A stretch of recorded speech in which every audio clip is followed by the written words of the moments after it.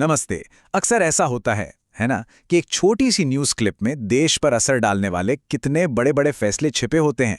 तो आज हम बस एक ऐसी ही रिपोर्ट को उठाएंगे, उसे डिकोड करेंगे और समझेंगे कि सरकार के 3 बड़े और ज़रूरी ऐलानों के पीछे की असली कहानी क्या है। तो आज की हमारी पूरी पड़ताल का जो आधार है वो यही एक न्यूज़ रिपोर्ट है। अब देखने में तो ये एक सामान्य सी खबर लगती है, पर इसके अंदर छिपे हैं 3 बहुत बड़े फैसले। ऐसे फैसले जो करोड़ों लोगों की जिंदगी और हाँ, देश की अर्थव्यवस्था पर भी असर डालेंगे।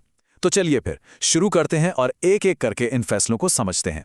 तो ये हैं वो 3 बड़े सरकारी फैसले। चलिए एक एक करके देखते हैं और समझते हैं कि इनका असली मतलब क्या है। चलिए सबसे पहले बात करते हैं उस फैसले की जिसका सीधा असर करोड़ों सरकारी कर्मचारियों और पेंशनरों की जेब पर पड़ने वाला है। तो सरकार ने ऐलान किया है महंगाई भत्ता यानी डीए बढ़ाने का। अब हम आगे बढ़ें उससे पहले ये समझना बहुत ज़रूरी है कि आखिर ये डीए होता क्या है। देखिए, महंगाई भत्ता या जिसे हम डीए कहते हैं, वो सरकारी कर्मचारियों और पेंशनरों को दिया जाने वाला एक अलाउंस है। इसका सीधा सा मकसद है बढ़ती हुई महंगाई के असर को कम करना।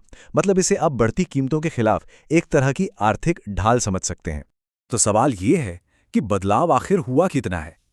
देखिए, कैबिनेट ने डीए में 2% की बढ़ोतरी को मंजूरी दी है। मतलब जो महंगाई भत्ता पहले 58% था, वो अब बढ़कर हो गया है 60%। और इस फैसले का पैमाना देखिए ये कितना बड़ा है। इससे देश के लगभग 1 करोड़ 15 लाख, जी हां, 1.15 करोड़ कर्मचारियों और पेंशनरों को सीधा सीधा आर्थिक फायदा मिलेगा। अब सवाल ये है कि ये 1.15 करोड़ लोग हैं कौन? तो देखिए, इनमें शामिल हैं करीब 50 लाख केंद्रीय कर्मचारी और 6.5 लाख पेंशनर्स। इन सभी को इस बढ़ोतरी का सीधा फायदा मिलने वाला है। अच्छा, तो ये तो हुई कर्मचारियों और पेंशनर्स की बात। अब चलिए दूसरे बड़े फैसले की ओर बढ़ते हैं। ये फैसला पर्सनल फाइनेंस से हटकर देश की आर्थिक सुरक्षा के क्षेत्र में है। दूसरा बड़ा फैसला है एक सॉवरेन मैरीटाइम फंड की स्थापना का। अब यहाँ सॉवरेन का मतलब है सरकार द्वारा समर्थित, और इसका मकसद है हमारे समुद्री व्यापार को एक नई किस्म की सुरक्षा देना। और इस पहल को कितनी गंभीरता से लिया जा रहा है, इसका अंदाजा इस रकम से लगाया जा सकता है। सरकार ने इसके लिए 13,000 करोड़ रुपए की एक बहुत बड़ी शुरुआती राशि रखी है। ये दिखाता है कि समुद्री व्यापार की सुरक्षा को लेकर सरकार कितनी सीरियस है। तो इस फंड का मुख्य काम क्या होगा? देखिए, इसका पहला मकसद है खास तौर पर भारतीय जहाज़ों को एक परमानेंट और साथ ही किफ़ायती बीमा कवर देना।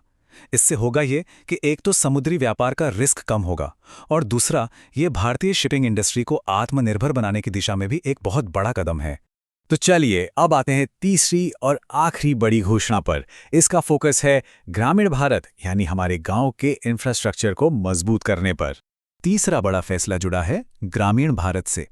कैबिनेट ने प्रधानमंत्री ग्राम सड़क योजना, हाँ, ये वही योजना है जो देश के दूर दराज के गांवों को पक्की सड़कों से जोड़ती है, उसे जारी रखने की मंजूरी दे दी है।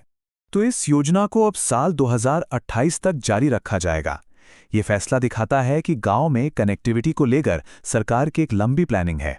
और इस एक्सटेंशन को असलियत में बदलने के लिए, जमीन पर उतारने के लिए 3,000 करोड़ रुपए का एडिशनल बजट भी दिया गया है। इससे ये पक्का होगा कि गांव में सड़कों का बनना और उनका रखरखाव बिना किसी रुकावट के चलता रहे। तो चलिए अब इन तीनों ही फैसलों को एक साथ रखकर देखते हैं और फटाफट समझते हैं कि हमने अब तक क्या क्या जाना। तो संक्षेप में समझे, पहला फैसला महंगाई भत्ते में 2% की बढ़ोतरी। फायदा किसे? 1.15 करोड़ कर्मचारियों और पेंशनर्स को। दूसरा फैसला भारतीय जहाज़ों की सुरक्षा के लिए 13,000 करोड़ का मैरीटाइम फंड।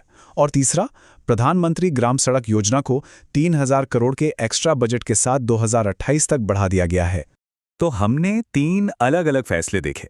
एक तरफ कर्मचारियों को राहत, दूसरी तरफ समंदर में व्यापार को सुरक्षा और तीसरी तरफ गांव-गांव तक सड़क। अब ये तीनों देखने में भले ही एक दूसरे से बहुत अलग लगे, लेकिन एक सवाल तो मन में उठता है कि क्या इन सभी की मंजिल एक ही है, देश की ओवरऑल तरक्की? इस पर सोचिएगा जरूर।